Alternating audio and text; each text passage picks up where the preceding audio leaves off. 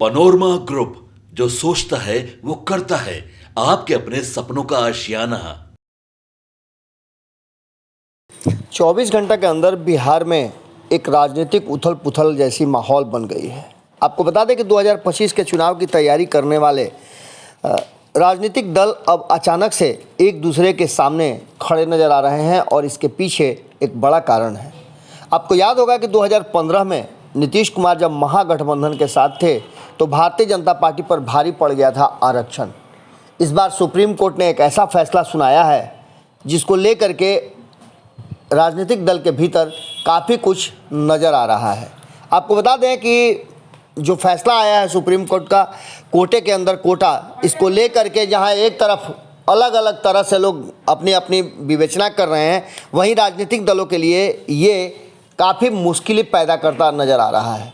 आपको बता दें कि आरक्षण एक ऐसा सेंसिटिव विषय है जिसको कोई भी छेड़ना नहीं चाहता है। अनुसूचित जाति की सूची में शामिल 22 में 18 जातियों को महादलित श्रेणी में रख दी गई थी। ऐसा नीतीश कुमार ने पहले किया था। नीतीश कुमार की पार्टी का कहना है कि हमने तो 17 साल पहले ही इसको कर दिया था और अनुसूचित जाति का वर्गीकरण कर दिया था। कोटा के अंदर कोटा को नीतीश कुमार ने काफ़ी पहले से लागू कर दिया है। इस बात को लेकर के आपको पता भी होगा कि दलित और महादलित दो श्रेणियां बांटी गई थी।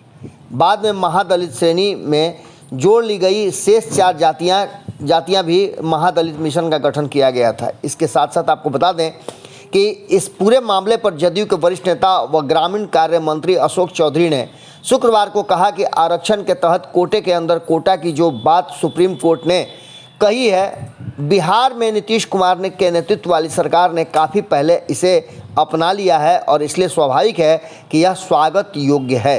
जदयू नेता ने कहा कि दलितों में जो हाशिए पर थे उन्हें आगे बढ़ाने के लिए बिहार में महादलित की व्यवस्था के तहत उन्हें सहायता व अन्य सुविधाएं उपलब्ध कराई गई। अति पिछड़ा वर्ग के लिए वैधानिक प्रावधान किए गए थे।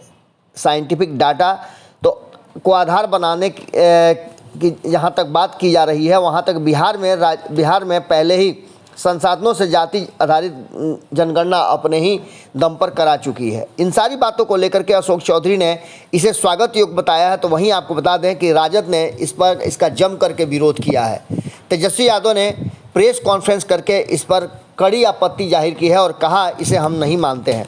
तो वहीं आपको बता दें कि एनडीए के एक और घटक दल जिसके मुखिया चिराग पासवान हैं, उन्होंने तो इस मामले को पूरी तरह से खारिज किया और उन्होंने कहा है कि सर्वोच्च न्यायालय के अनुसूचित जाति और अनुसूचित जनजाति SC/ST आरक्षण में कोटे और इसमें क्रीमी लेयर संबंधित निर्णय का समर्थन नहीं किया है। चिराग ने कहा कि SC/ST आरक्षण के मामले में सर्वोच्च न्यायालय के फैसले का लोक जनशक्ति पार्टी पक्षधर नहीं है। उन्होंने सर्वोच्च न्यायालय से आग्रह किया है कि इस फैसले पर पुनर्विचार किया जाए ताकि SC/ST वर्ग में भेदभाव पैदा नहीं हो और समाज को कमज़ोर न किया जा सके। इन सारी बातों को लेकर के आपने अलग अलग लोगों के बयान सुने। तो वहीं आपको बता दें कि आरक्षण को लेकर के अफवाह फैला रही है राष्ट्रीय जनता दल।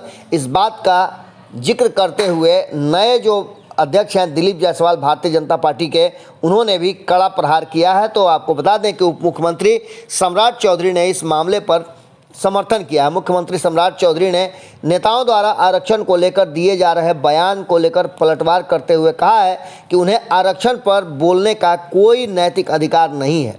भाजपा कल भी आरक्षण के समर्थन में थी और आज भी आरक्षण के समर्थन में खड़ी है। उन्होंने कहा कि राजद प्रमुख लालू प्रसाद यादव और कांग्रेस यह बताए कि आज तक ये दोनों पार्टियां सत्ता में रहते किसे आरक्षण दी हैं। इन सारी बातों को लेकर के इस पूरे मामले पर अब एक दूसरे के आमने सामने खड़े हैं।